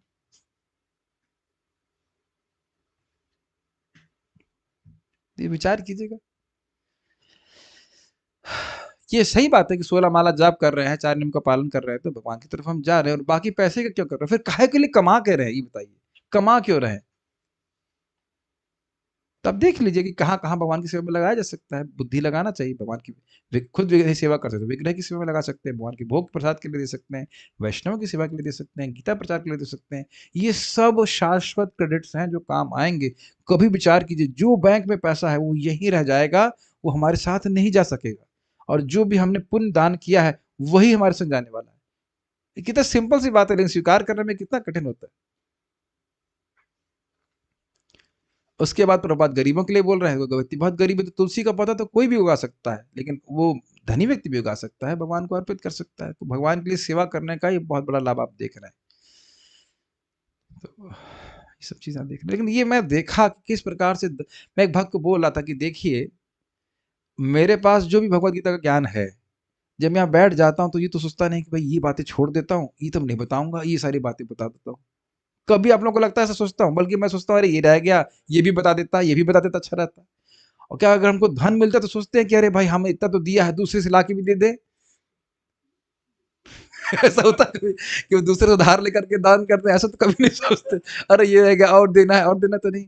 लेकिन ये सोचिए कि अपने रिश्तेदारों के प्रति भावना होती है। और हम ये अभक्तों की बात नहीं कर रहे हैं, भक्तों की बात कर रहे हैं। किस प्रकार से अपने छोटे से बच्चे के लिए 4,000 रुपए की चप्पल दे रहे हैं, जो बच्चा बोलना नहीं जानता, ये भी नहीं कहेगा पापा thank you for give this 4,000 rupees chappal, frock की चप्पल। मुझे तो खाली भगवती तो मैंने सुना नहीं ना, तब देखा ना। क्या 100 रुपए की चप्पल पहनेंगे तो आप कुछ, कोई आज तक आप लोग मुझसे कभी पूछा है मैं कितने रुपए की चप्पल पहनता हूँ? अरे 100 रुपए की पहनता है, इससे क्या सुनना है? कोई बोलते हैं बताइए? अरे हम नंगे पैर भी घूम रहे थे, अरे भाई बड़े विरक्त है, नंगे पैर घूमे, इनकी क्लास में जाना, ये तो बोलेगा, लेकिन ये तो नहीं कहेगा नहीं 5,000, और कहीं मालूम चल जाए कि मैं 5,000 रुपए की चप्पल पहनता हूं तो अविश्वास होगा आपका। तो चप्पल देख करके तो आप ज्ञान नहीं सुन रहे हैं ना, हमारी गुणवत्ता हमारी चप्पल पे आधारित नहीं है ना। मैं इसलिए बोल रहा हूँ कि भक्तों के जीवन में तुरंत वैराग्य होना चाहिए। मेरे को भी भक्त लोग धन देते हैं, कभी देखे हैं मैं महंगी कपड़ा धोती कुर्ता पहनता हूँ? मैं अपना गुणगान नहीं कर रहा हूँ, ये भक्तों का हर व्यक्ति को अपने जीवन में अपन मतलब पालन करना, चाहे वो ब्रह्मचारी हो, चाहे गृहस्थ, चाहे कुछ भी हो। अपनी आवश्यकता को कम करके ठाकुर जी के लिए करना है, भगवान के लिए करना है, और वो हमारा क्रेडिट है। Make sense? मैं डांट नहीं रहा हूँ, मैं जस्ट थोड़ा उत्साह से बोल रहा हूँ, उत्साह से बोल रहा हूँ। स्वप्न की वस्तुओं को उपयोग करके क्या मिल जाएगा बताइए, और क्या हम सुखी भी हो रहे हैं? सो अरे वो कह रहे हैं आवाज नहीं आ रही, बहुत आधे 1 घंटे से आवाज आना बंद हो गई लग रहा है। अरे मजाक कर रहा हूँ। आप सोच सकते हो। वो पैसे वाली बात आ रही ना, इसलिए जहाँ पैसे की बात आए तो वहाँ म्यूट हो जाता है, सेंसर लगे हैं। जैसे पैसे की बात रोज करे दान देने की तो म्यूट कर दो। वैसे एक बात बता रहा हूँ सभी लोगों के लिए जो भी सुन रहे हैं, कार्तिक में तो खूब अच्छा मौका होता है दान देने का। तो क्या प्रोग्रामिंग करें, 35,000 के हिसाब से आप 3,500 रुपये महीना जमा करेंगे तो भी आपका अगले कार्तिक तक एक सुबह का ब्रेकफास्ट स्पॉन्सर करने की योग्यता आ जाएगी। 3,500 रुपये तो कोई भी बचा सकता है कि नहीं? 100 रुपये की चप्पल पहन लेना, क्या दिक्कत है? तब दर्द नहीं लगेगा, पहले से आपने अलग किया। अच्छा एक और बात आज मुझे बात समझ में आ रही थी, हम भगवान को 10% भी नहीं देते, जिस वक्त से हम बात कर रहे थे, और बता रहे थे गवर्नमेंट उनकी 30% टैक्स खींच लेती है। तब तब तो मुंह नहीं बनाते। क्या करते हैं बताइए, तो मुंह बनाते हैं कि इतना क्यों कर रहे हैं, और बोलती है गवर्नमेंट की तुम मुझको दोगे तो मैं तो भगवान के पास भेज दूंगी। बहुत होगा तो कब्र भेज देगी, और कुछ नहीं होगा, है कि नहीं? कब्र में दफना देंगे, जला देंगे, क्या करेंगे? देख रहे हैं। और प्रभात और मजाक करते हैं, प्रभात कहते हैं देखो भाई, अगर कोई जेब कतरा पैसा तुम्हारा जेब काट दे तो पुलिस के पास जाओगे, और पत्नी आएगी और पैसा खींच लेगी तो कहेंगे वो कितना प्रेम करती है मुझसे। काम वही है, काम वही है, डकैत का। लेकिन कितना प्रेम करती, देखो कितना आत्मीयता है, कितना अपना मानती है हमको।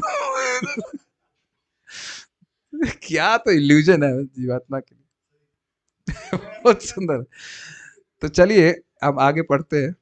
मत परमः शब्द हम 10 मिनट में पूरा कर देंगे, तो बहुत बड़ा है लेकिन इंटरेस्टिंग था। उस व्यक्ति के लिए आता है जो अपने जीवन का परम लक्ष्य भगवान कृष्ण के परम धाम में उनकी संगति करना मानता है। संगति का मतलब क्या होगा? संगति से क्या सूचित हुआ? और कुछ सेवा करना, साथ रहना। साथ रहना ही कोई आनंद बात नहीं होती है, संबंध से युक्त रह के साथ रहने में आनंद है। That makes sense, is it not? आप किसी के साथ हो, जैसे हम ट्रेन में बहुत से लोग साथ रहते हैं, इसका मतलब ये नहीं कि उनके साथ हैं। संगति का अर्थ समझ रहे हैं? संगति का मतलब सखा भाव में, दास भाव में, जिस भाव में वह रहना चाहता है। तो अब आप कहेंगे प्रभु जी हम किस भाव में रहें? हम लोगों को अभी शुद्धिकरण में फोकस करना चाहिए, क्योंकि शुद्धिकरण होगा हृदय का तो अपने आप इस प्रकार की राजसा हृदय में जागृत होगी। आपको उसके लिए अलग से प्रयास करने की जरूरत नहीं। इतना पता होना चाहिए कि भगवान से संबंध जागृत संबंध से युक्त होकर के भगवान की सेवा में पहुंचना है गोलोक में। आप ये मत कहना, ये सोचना कि मैं कह रहा हूं कि बिना संबंध जागृत हुए गोलोक पहुंचे कैसे, वो तो मुझे भी पता है नहीं पहुंच सकता। मैं खाली संगति की बात कर रहा हूं, किस तरह से विशेष रूप से संबंधित होना चाहता है, क्या उसकी एस्पिरेशन है, ये अर्थ। ऐसे व्यक्ति चंद्र, सूर्य या स्वर्ग जैसे उच्चतर लोकों में अथवा इस ब्रह्मांड के उच्चतम स्थान ब्रह्मलोक तक में भी जाने का इच्छुक नहीं रहता। और ध्यान दीजिएगा कि भक्ति करेंगे तो बड़ी आसानी से पहुंच जाएंगे यहाँ पे, लेकिन टाइम वेस्ट हो जाएगा। ये नहीं कह रहा हूं कि स्वर्ग पहुंचोगे तो आप ऊपर नहीं जाओगे, लेकिन टाइम वेस्ट हो जाएगा। इसीलिए श्रवण करना जरूरी है कि इन एस्पिरेशन से युक्त होकर के व्यक्ति को नहीं चलना चाहिए। उसे इसकी तनिक भी इच्छा नहीं रहती, भले ही वो किसी भी परिस्थिति में, उसकी आसक्ति तो आध्यात्मिक आकाश में जाने में रहती है। आध्यात्मिक आकाश में भी वह ब्रह्मज्योति से तादात्म्य प्राप्त करके भी संतुष्ट नहीं रहता, क्योंकि वह तो सर्वोच्च आध्यात्मिक लोक में जाना चाहता है, जिसे कृष्ण लोक या गोलोक वृंदावन कहते हैं। अब मैं कुछ पढ़ूंगा तो आप देखेंगे एक विरोधाभास प्रस्तुत होगा, देखना भी। उसे उस लोकों का पूरा ज्ञान रहता है, अतः वह अन्य किसी लोक को नहीं नहीं चाहता। पहले तो इतना समझ लीजिए गोलोक की क्या स्थिति है, गोलोक में भक्त किस प्रकार से भगवान से आदान प्रदान कर रहे, खूब ठीक से श्रवण करने के कारण उसकी इच्छा वहीं टिकी है। कितने लोगों को आज याद रहा कि गोलोक है, एक्सेप्ट राइट नाउ। अच्छा, आप बुरा ही मत मानिएगा, लेकिन जो भारतीय लोग अमेरिका में के लिए वीजा के लिए अप्लाई कर रहे होते हैं, उन्हें किस दिन विस्मृति रहती है कि अमेरिका है। ये एग्जाम्पल मैंने कभी नहीं दिया, लेकिन ये एक दृष्ट विषय है। मेरी बात समझ पा रहे हैं? जो व्यक्ति अमेरिका जाना चाहता है, वो किस दिन भूल जाता है कि वह कि अमेरिका है। क्या उत्तर है इसका? कभी नहीं भूलता, और वो प्रयासरत रहता है, और इसीलिए प्रयासरत रहता है क्योंकि वो कभी नहीं भूलता। अगर ये बातें लिंक कर लें तो डज दैट मेक सेंस? काफी स्ट्राइकिंग है ना? हो सकता है आप लोग नम्रता में ऐसा बात बोल रहे हो कि हमको नहीं स्मरण है। मुझे लगता है गोलोक का स्मरण तो वो, यू कैन आस्क योरसेल्फ। काफी स्ट्राइकिंग है ना कि जिस जगह हम रियली पहुंचना चाहते हैं, उसकी स्मृति भी नहीं है पूरे दिन में। उलझे हुए ना जगत में से अपने इसी तरह से। इसीलिए श्रवण बहुत महत्वपूर्ण है। चाबी जरूरी है, नहीं तो भूल जाते हैं। प्रभुपाद जी इतना सुंदर कहते हैं, ये गोलोक ऐसा सत्य है जैसे चंद्रमा और सूर्य। और जाते जैसे जैसे आप सुनते जाएंगे, आपके लिए सहज रहेगा। गोलोक तो है, गोलोक में क्या है, गोलोक तो है। बार बार वो लोग पूछते श्रद्धा कैसी होगी, हृदय शुद्ध होता जाएगा तो गोलोक तो है, क्या दिक्कत है, गोलोक तो है, वैकुंठ है, गोलोक है। तो समझ में आ कि गोलोक क्यों जाना चाहता है, उसे गोलोक का ज्ञान है, वहां की विशेषता क्या है, इसलिए।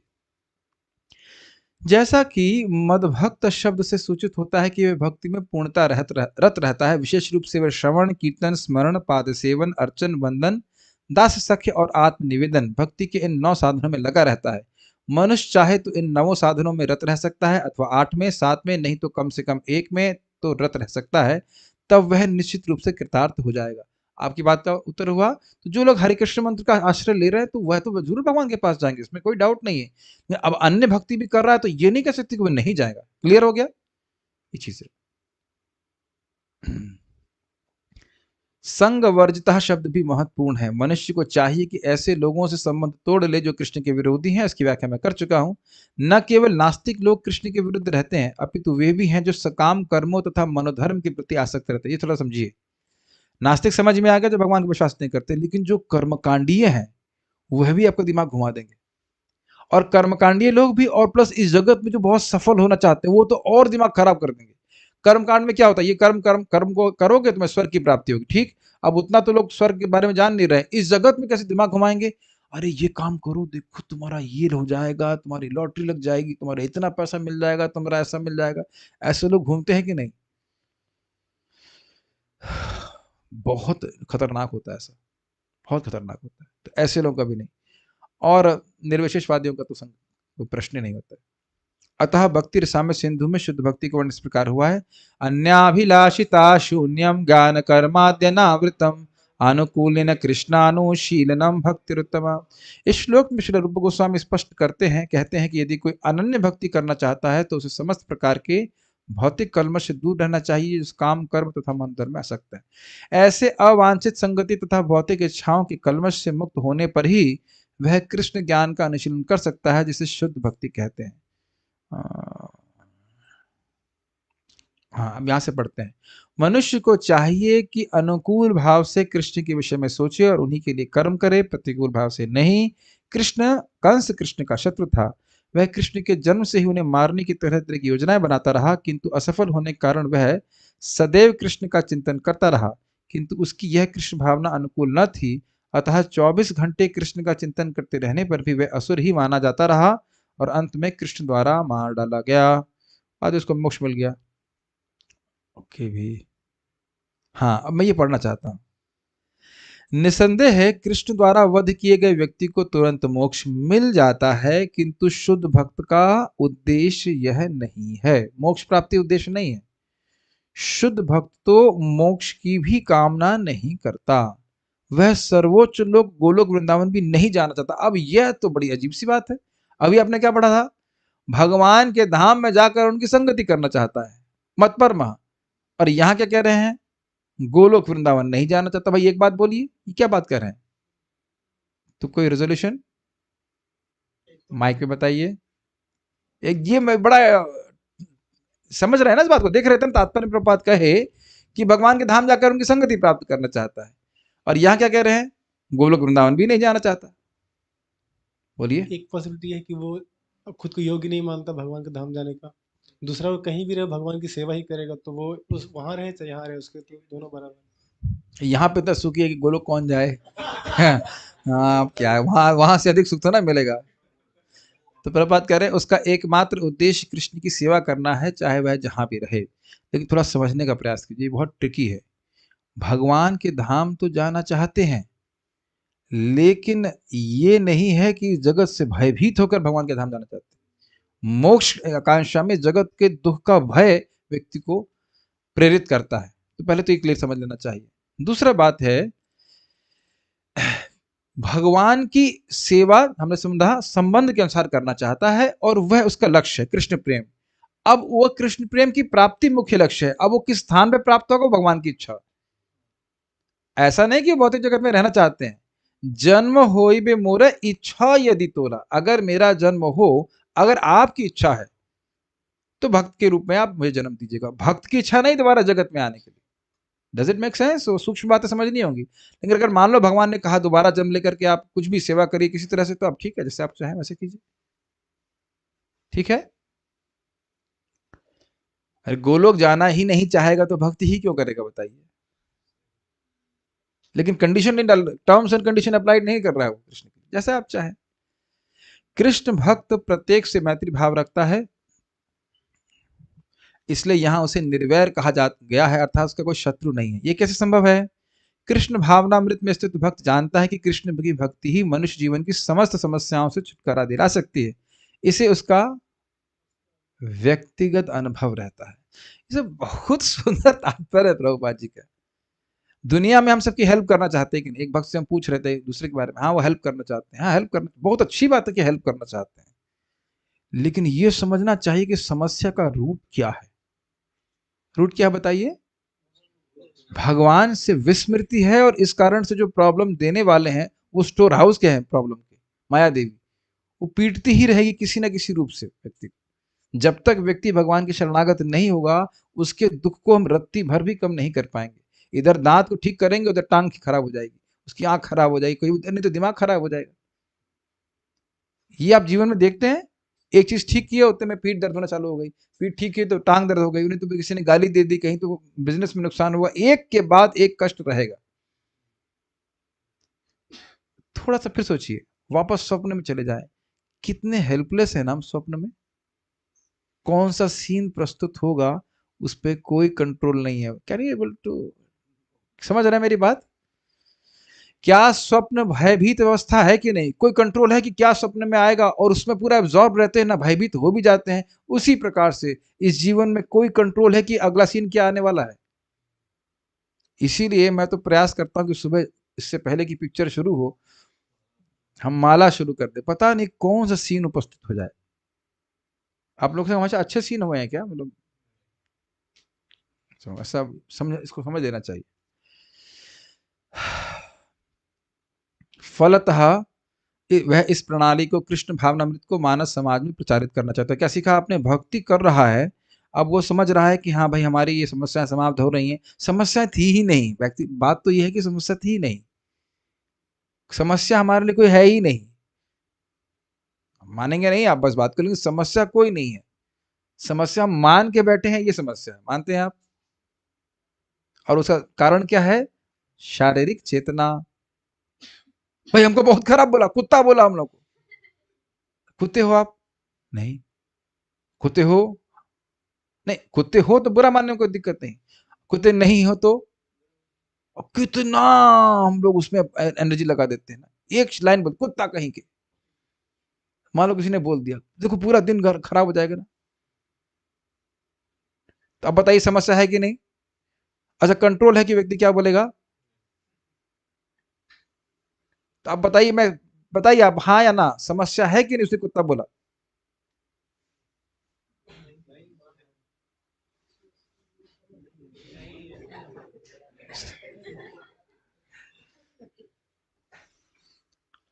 और क्या कंट्रोल है कि समस्या जो मतलब जगत में कुत्ता नहीं कहेगा आपको? कि कभी किसी ने कहा नहीं हो, या और कोई बुरी बातें नहीं, कोई ऐसा भी ना हो कि, ऐसा भी तो सकता है जो बहुत जिनसे आप प्रेम की अपेक्षा करते हो वही उनके मुख से भगवान बुलवाए या माया देवी बुलवाए। प्रभु जी आपको क्या सबके घर की सब बातें पता है? क्या आपका अंतर्यामी से कनेक्शन है? नहीं, ये जनरल चीजें तो होती ही है, इज इट नॉट? जिस बच्चे को तिल तिल करके बड़ा किया वही मुंह पे हाँ, आप फिल इन द ब्लैंक्स, है ना? तो ये समस्या है कि नहीं है? यानी कुछ नहीं समझ पा रहे हो प्रवचन, ये कोई समस्या नहीं है। समस्या ये है कि हम अपने आप को शरीर मान रहे हैं, ये समस्या है।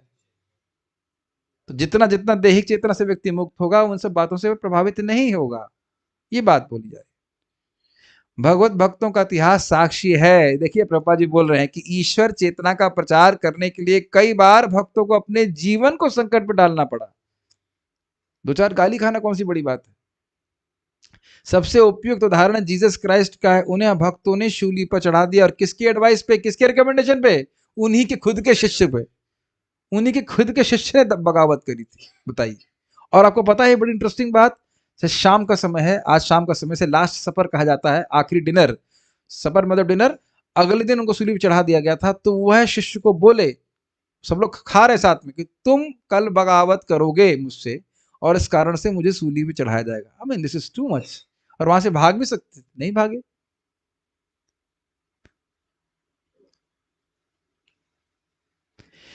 ठीक है, किंतु उन्होंने अपना जीवन कृष्ण भावनामृत के प्रसार में उत्सर्ग किया। निसंदेह यह कहना कि वे मारे गए ठीक नहीं है। इसी प्रकार भारत में भी अनेक उदाहरण है, यथा प्रहलाद महाराज तथा ठाकुर हरिदास। ऐसा संकट उन्होंने क्यों उठाया? क्योंकि वे कृष्ण भावनामृत का प्रसार करना चाहते थे, और यह क्या लिखा है यहाँ पे, कठिन कार्य है। कृष्ण क्यों कठिन है पता है? क्योंकि हर जीवात्मा की ये जरूरत है, लेकिन उसको लेना नहीं चाहता है। एकमात्र जरूरत है वो, बस इसीलिए नीड क्रिएट करनी बहुत मुश्किल है।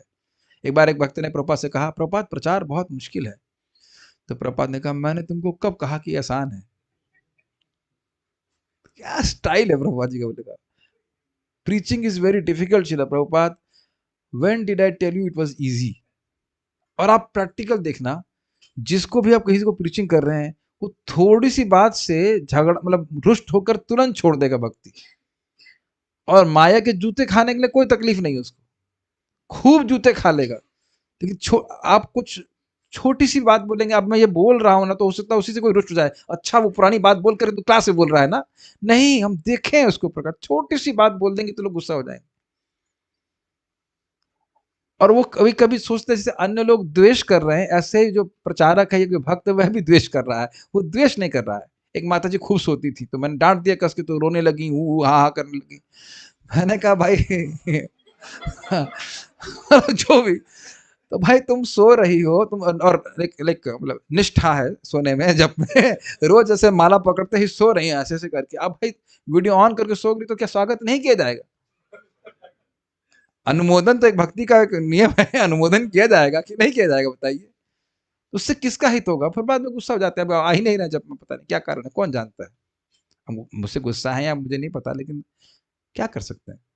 कभी मैंने प्रॉमिस किया कि मैं नहीं डांटूंगा, तो अभी कैसे बोल रहा है कि मैंने बॉन्ड ब्रेक किया है। मैं कभी बोला कि आप जब आप प्रोग्राम में आएंगे डांट नहीं पड़ेगी, सोते सोते दिखेंगे। एक वक्त मिले थे, प्रणाम कर रहे थे कि हमने कहा भाई जूम में, कहता हम आएंगे। हमने आएंगे तो सही, डांट पड़ेंगे? हाँ, बोले डांट खाने के लिए तैयार है। एक बार भी डांटना नहीं पड़ा, एक बार भी तो सोई नहीं जब करने में, कोई दिक्कत नहीं। तो प्रचार करने में इस प्रकार की चीजें करनी पड़ती हैं। प्रचार means to train people, train. और प्रभुपाद शब्द पता है, ट्रेनिंग न्यू पीपल।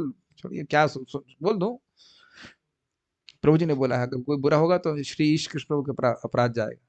कह रहे training a new person is like training an animal, you have to be tolerant. ही प्रभुपाद जी शब्द। अब ये सब कठोर बातें मुख से निकल जाती हैं, लेकिन जो शब्द हैं वो हैं इस प्रकार के। लोग हम लोग सभी लोग पार्श्विक प्रवृत्ति से लिप्त रहते हैं। नियमों का पालन करना, शास्त्र के नियम का पालन करना नहीं चाहता है व्यक्ति करना, लेकिन उससे उसका खुद का ही हित है। ऑब्वियसली बात ये भी है कि जो टीचर है उसको गुस्सा नहीं होना चाहिए। कभी वो आदेशों का पालन ना कर सके तो गुस्सा नहीं होना चाहिए, लेकिन अगर कभी भी नहीं कर रहा है तो गुस्सा तो गुस्सा होना चाहिए। ठीक है, बहुत अच्छा है। कठिन कार्य है, कृष्ण भावना भावित जान। तो अगर कठिन कार्य तो करने की क्या जरूरत है? करने की क्या जरूरत है कठिन कार्य? ये कृष्ण से प्रसन्न होते हैं। कृष्ण भावना भावित व्यक्ति जानता है कि मनुष्य कृष्ण के साथ अपने संबंध को भूलने के कारण ही कष्ट भोग रहा है। अतः मानव समाज की सबसे बड़ी सेवा होगी कि अपने पड़ोसी को समस्त भौतिक समस्याओं से उबारा जाए।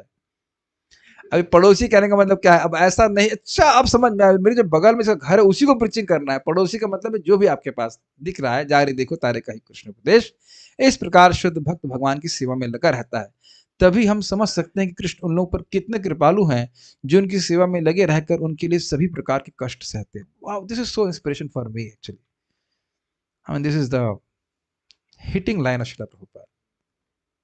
प्रचार करेंगे तो कष्ट तो आएगा ही, ऑनलाइन या ऑफलाइन या किसी ना किसी तरह से। भक्तों के द्वारा भी कुछ लोग कभी भक्त ही द्वेष करने लग जाते हैं ना, क्या क्या होता है। जबकि पूरा दुनिया पड़ी है प्रचार करने के लिए, करोड़ों अरबों लोग हैं प्रचारित करने के लिए, वो हर जगह चलता है, वो सबकी अलग अलग चेतना है, उसमें कुछ नहीं कह सकते। लेकिन सबको सहते हुए भी भगवान की सेवा करनी है। अगर भगवान से ममता है, भगवान को सुखी करना चाहते हैं। महाप्रभु बहुत दुखी हैं। हरिदास ठाकुर जी के प्रसंग को आप सुन सकते हैं कि कैसे जो पापी लोग हैं उनका उद्धार होगा। अतः ये निश्चित है कि ऐसे लोग इस शरीर छोड़ने के बाद परम धाम को प्राप्त होते हैं। पता नहीं आप लोग के, देखो भाई, कृपा करके आप प्रचार करो या ना करो, लेकिन ये लालच करके प्रचार करने की इच्छा नहीं आती। थोड़ा सा कष्ट सहने में क्या दिक्कत है? और बाहर की दुनिया में लोग कितना कष्ट सहन कर रहे हैं कुछ कुछ पैसा इकट्ठा करने के लिए, है कि नहीं? ठीक है, उसके बाद यहाँ पे रुक जाते हैं। उसका प्रभुपाद जी सारांश बता रहे हैं। तो ये हमको श्लोक बहुत अच्छा लगा, भगवद गीता का ये सार है। ये फॉर्मूला हमको प्राप्त हो रहा है जिससे भगवान के पास जा सकें। किसी भक्त का कोई प्रश्न है तो हैंड रेस कर सकते हैं, and we can allow them to ask questions. Okay, no questions. ठीक है, तो यहाँ रुकते हैं। श्रीमद् भगवद गीता की जय।